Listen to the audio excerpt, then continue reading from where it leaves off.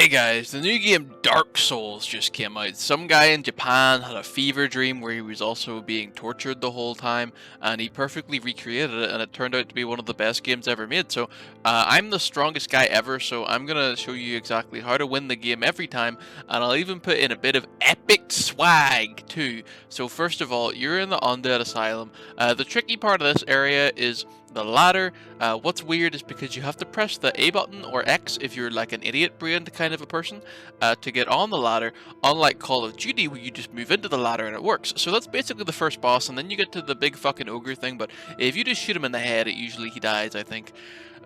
Next, there's Fire Twink Shrine. It's pretty cool because, as the name suggests, the more you play, the more twinks get put into the shrine, and that makes the game a collectathon also. But weirdly, none of them are gay. And then this area is easy because all you have to do to unlock the twinks is to kill the fat ass over here with the 80s bowl cut. And the next area we're going to go to is the catacombs, because you want to beat the boss here to access the epic heals. So make sure you take this bonfire on the right here next to Skeleton Jim, because the boss is pretty hard. Actually, his name is Kill Meal, and because he kills you really hard and you're his meal, and this one can take a few hundred tries, but just keep going. His weak point is actually microphone damage, so if you just scream really hard, it'll make things a lot easier. After that, you can just walk back up the Fire Twink Shrine, which is pretty easy, and basically all you gotta do now is keep ringing the two bells. So one of them is in the Catholic Church and the other one is in Satan's urethra, and both of them are pretty similar places, so I don't know why they designed it like this, but you can actually just kind of walk right into them. Also, there's no bosses or nothing, and there is this one guy called Fricking Jones who sells the Advent Calendar chocolates, which is kind of cool. And then once you do all that, you can go to Sans Fortress, which is cool because Sans is a funny skeleton and I like him. And now what you want to do here is get hit by the axes, because they actually swing down to secret areas that shortcut you all the way to the boss right away. And the boss is easy too because he has rickets, so if you just hit him, he'll realize that he forgot his crutches at home and he'll have to go home and get them.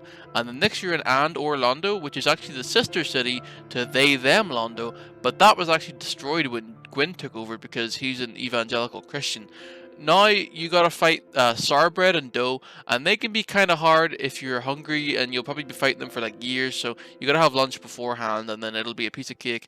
And then there's actually some more cake up top, but never mind that, we're going to Takeshi's castle. Here you gotta fight Seaman Worm, and he's hard because sometimes he won't even show up because his KFC order of popcorn chicken is taking too long, and you just kind of have to go somewhere else. So in the meantime, you can fight the Hollow Knight level 1 bug enemy, you can fight Evanescence, and you can also fight the Soyjak army, and then you gotta head back, deal with the Seaman Drake, and then you're free to go to the final boss, the Lord of Tinder. Now this boss, I actually haven't beaten him yet because the only way to beat him is to get a girlfriend, and so far that hasn't worked out, so if anyone wants to help me out, let me know. And anyway, I hope you all beat the game from this epic YouTube guide, and YouTube, please don't take it down for hacking. I had to sell my left kneecap to get these cheats, so it's only fair. See ya.